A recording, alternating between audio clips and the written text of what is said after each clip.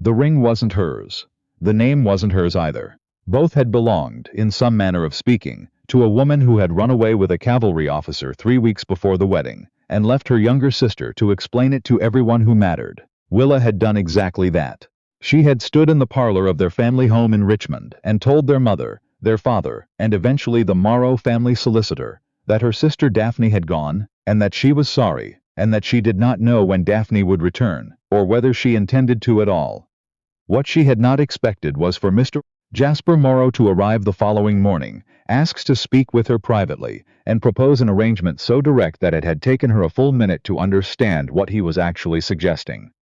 He needed a wife. The contract between the families had already been drawn. The property transfer, the financial settlement, the matter of his mother's expectations, none of it could be undone without considerable damage to both sides.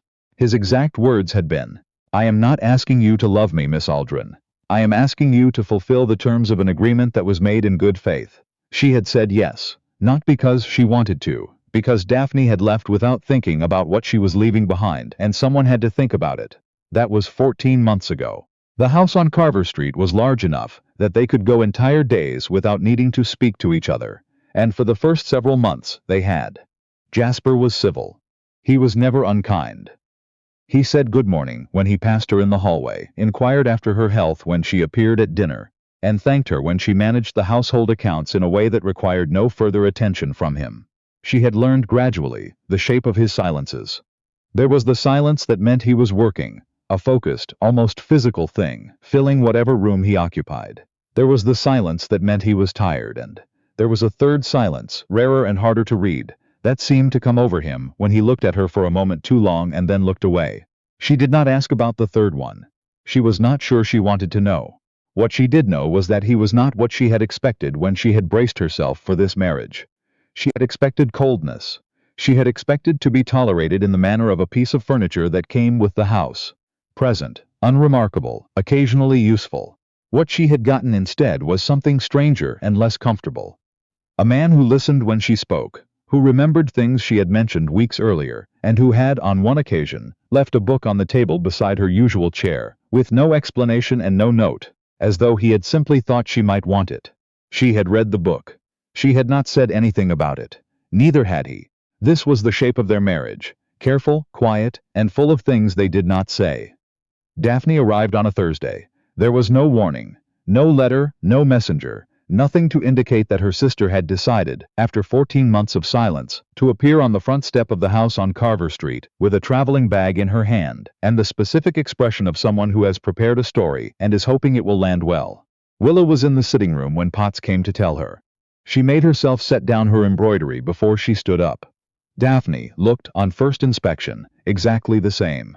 Brown hair pinned in the style she had always preferred, color in her cheeks from the cold, the particular tilt of her chin that meant she was uncertain about her reception, but planned not to show it. She was wearing a coat that Willa did not recognize, which meant it had been purchased in the last year and a half, which meant that wherever she had not been penniless. "Willa," Daphne said. "You should have written," Willa said. "I know." Daphne set down her traveling bag. "I wasn't sure you'd want me to. That's not the point. Writing is a courtesy. It gives people the ability to prepare themselves." Willa turned and told Potts to bring tea, then waited until he had gone before she looked at her sister again. "Sit down, Daphne." Daphne sat. She looked around the room, with the careful attention of someone noticing details. The furniture, the curtains, the small writing desk by the window that Willa had moved there herself because the light was better, and said nothing for a long moment. "You've made it comfortable," she finally said. "It's my home." The words came out more firmly than Willa had intended, and Daphne's eyes came back to her with an expression that was hard to identify. Not guilt, exactly, something more layered than guilt. "Where is Captain Hartley?" Willa asked. Daphne was quiet. "I see, it isn't. It wasn't the way it seemed at the beginning. He was." Daphne stopped. Started again. "He left 3 months after we arrived in Maryland. He had debts I didn't know about, and when they caught up to him, he decided to address them by disappearing." Willa absorbed this.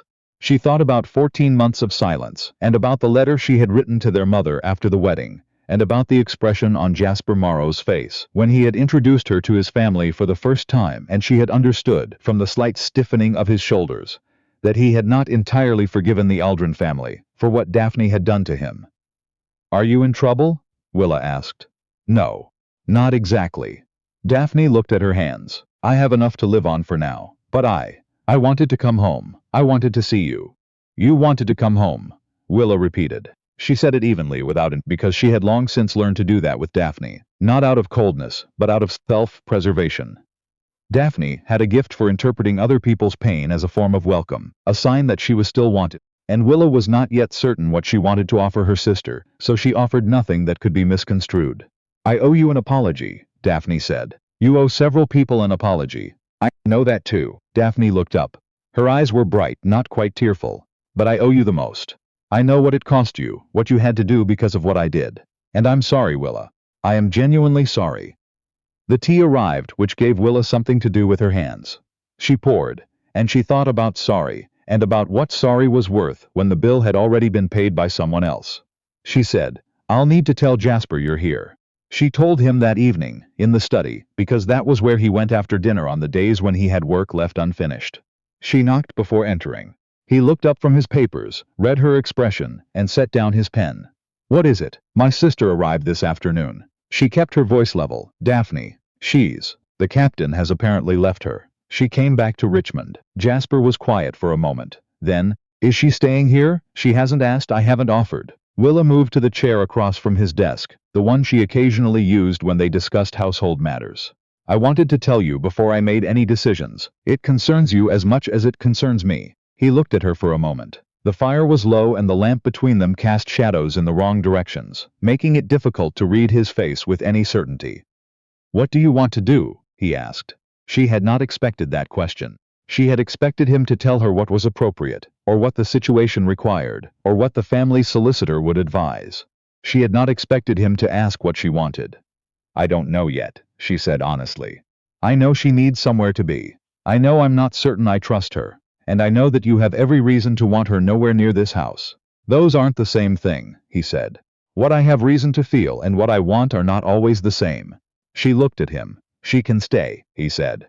If that's what you decide. For a reasonable time, while she determines what she's doing next. This is your home, Willa. I'm not going to make you choose between it and your sister. She wanted to say something, but she didn't know what. She said, thank you, which felt insufficient, and he nodded, which felt like he understood that. Daphne stayed. She was gracious about it, which was the thing that Willa found most difficult to read. She helped with small household tasks without being asked, was pleasant to Potts and the other staff, and behaved toward Jasper with a careful, scrupulous civility that Willa supposed was Daphne's version of an apology to him. She never mentioned the wedding she had abandoned. She never mentioned the captain. She was, in other words, doing her best, and Willa recognized this. And still found herself watching the doorways when Daphne was in a room with Jasper, and then feeling ashamed of herself for watching. She told herself it was nothing. She told herself she was simply adjusting to the disruption. What she did not tell herself, because she was not ready to, was what she had noticed over the preceding months about her own feelings for the man she had married. The way she had started listening for his step on the stairs in the morning, the way certain conversations with him left her restless in a manner that she had slowly and somewhat reluctantly come to identify as not wanting them to end. The way she had read the book he'd left by her chair, and then thought about what she would say to him about it, and then not said it, and then thought about why she hadn't. She had not married him for love, she knew that. But 14 months was a long time, and people changed, and sometimes what a person thought they felt, and what they actually felt turned out to be different things. She was still working out what to do about that when Daphne came to her bedroom door one evening, with an expression that Willa recognized immediately as meaning something had happened. What? Willa said. Not a question. Daphne stepped in silence and closed the door. I need to tell you something. Sit down. Daphne sat on the edge of the settee near the window. She was wearing a dressing gown and her hair was loose, and she looked younger than she had in the parlor on Thursday, younger and less composed. And Willa felt, despite everything, the old familiar pull of sisterhood, the reflex to smooth things over, to make it all right. She did not act on the reflex. She waited. I spoke with Jasper this afternoon, Daphne said. While you were out. I know. Potts mentioned it. Daphne looked faintly surprised, then nodded. What he didn't tell you, what I want to tell you myself, before you hear it any other way, is that Jasper said something to me. He wasn't trying to be cruel about it. But he was direct, and he was honest, and I think you should know. Willa's hands were very still in her lap. He told me that he has no interest in anything that would disrupt what he has now, Daphne said. He was talking about the household arrangements, I think, at first. But then he said. She paused. He said that whatever he might have thought about the circumstances of your marriage 14 months ago, he does not think about them in the same way anymore. He said that what he has with you is not what he originally expected, and that he would not trade it. Willa looked at the window. He wasn't saying it to me, Daphne added quietly.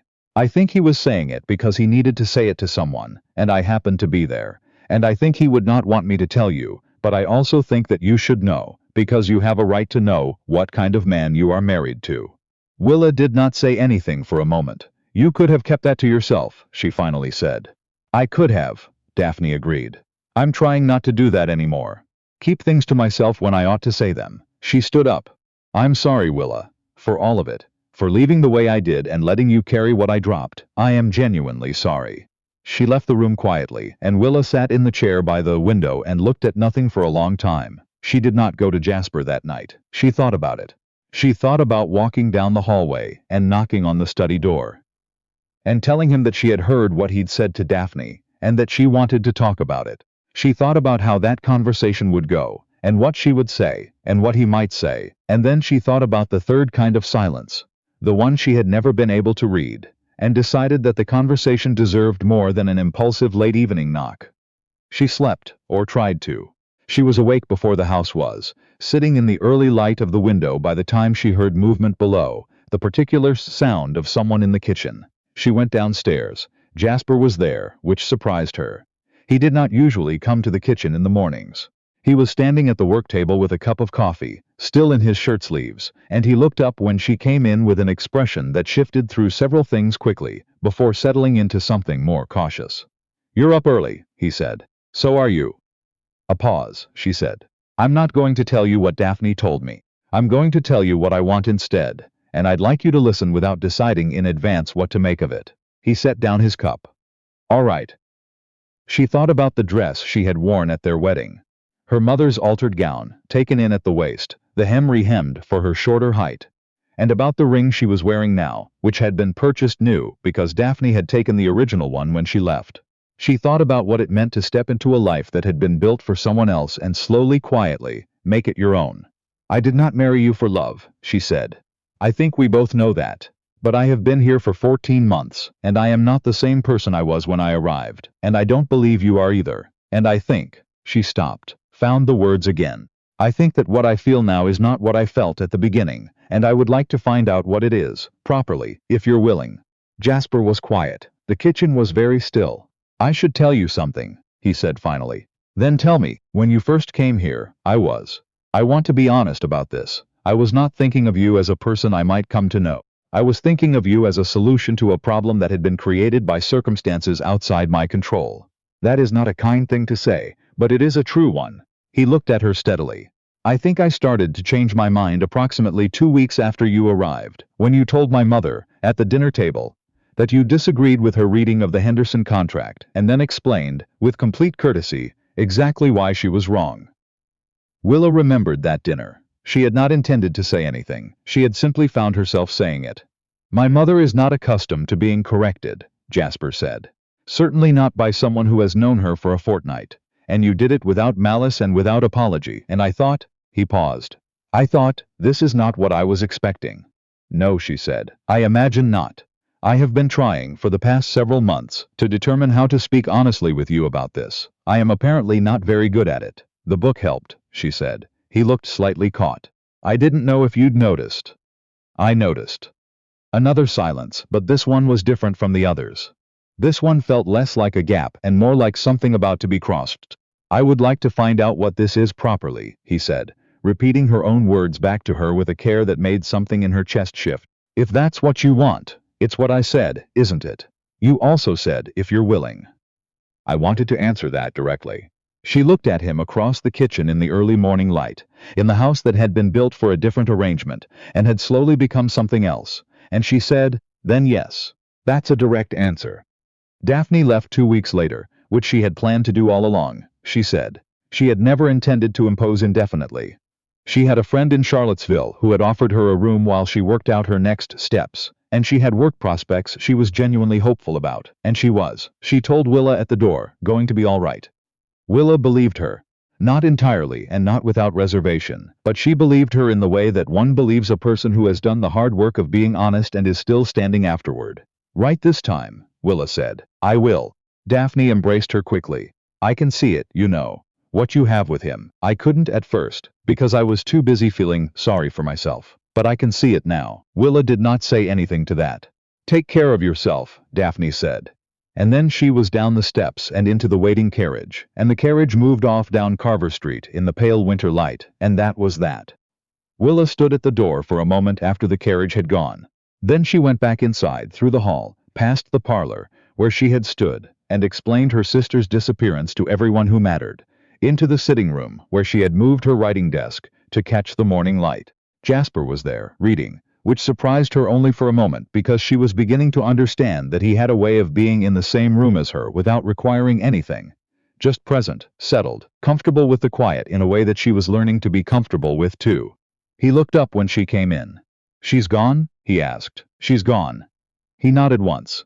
Then he went back to his book, and she went to her desk, and the morning light came through the window at the angle she had chosen for it, and the house on Carver Street was quiet in the way that houses are quiet when the people in them are at ease with one another. It was not the life that had been planned, but it was, she thought, hers. Both of theirs. And for the first time in 14 months, that felt less like a resignation, and more like something she had actually chosen.